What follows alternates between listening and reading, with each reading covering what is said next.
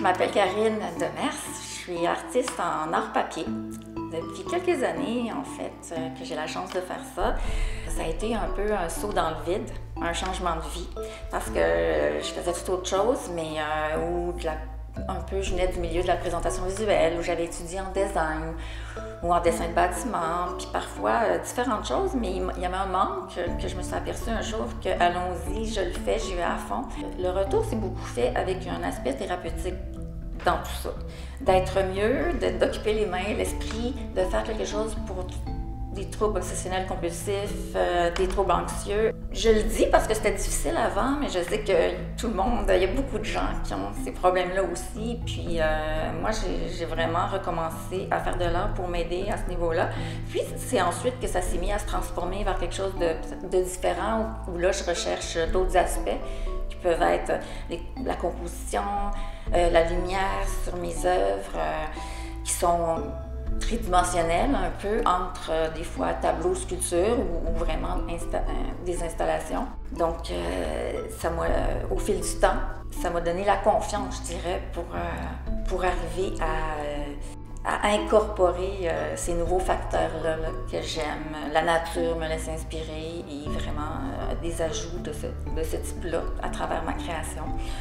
Pour la préparation de l'expo, c'est pas laissé au hasard le papier que j'ai choisi. C'est des brochures de théâtre que j'ai pu avoir en milliers d'exemplaires. Tout ça arrivait lorsqu'il y a eu confinement, COVID, donc c'était voué à ne plus servir.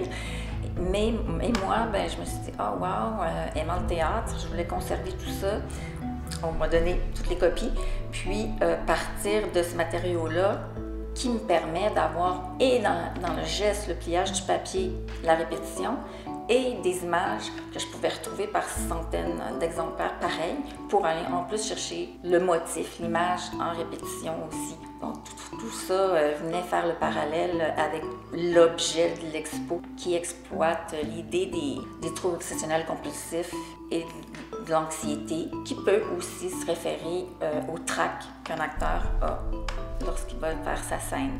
Et à travers ça s'emboîte aussi tout le travail de douleur dans la création de milliers de pièces, ce que fait aussi l'acteur derrière, ce qu'on ne voit pas et qui réussit à sublimer devant nous. Je trouve ça vraiment génial de pouvoir exposer au Vieux Presbytère parce que je pense que c'est pas mal la première fois que j'ai un lieu aussi ancien. Donc ça donne une autre perspective avec quelque chose que l'expo a été présentée ailleurs, mais là je la présente aussi d'une manière différente.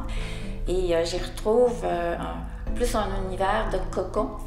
L'endroit est plus petit, le plafond est plus bas.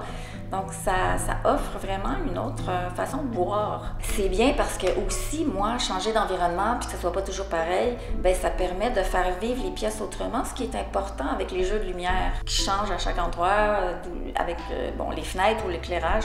Donc ça, c'est une partie importante du travail, ce qui va se refléter par les ombres. Donc ici, ça offrait un lieu où c'était un peu du renouveau avec certaines pièces, de composer avec ce beau décor-là, je dirais.